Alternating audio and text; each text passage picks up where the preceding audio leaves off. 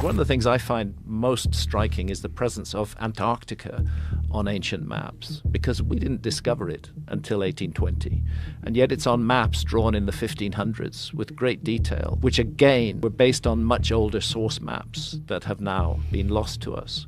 Astonishing thing is the so-called Pinkerton World Map. I don't know if you can find it, Jamie. Drawn, I think, in 1813 or 1818, based on the latest exploration data at that time. And where Antarctica is, yeah, that one, keep going right. It just shows a hole where Antarctica is. Because it was an honest map.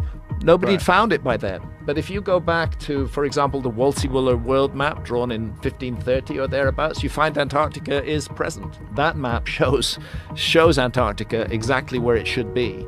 And it shows it, there we go, Antarctica, at the tip of South America, just south of South Africa. And what did they call it back then? Well, they call it the Southern Land, and it's larger than it is today, but it was larger than it is today during the Ice Age. Antarctica was a much bigger. Now, what the fuck is it doing on a map drawn in the 1500s, which we know was based on older source maps when nobody knew it existed in the 1500s?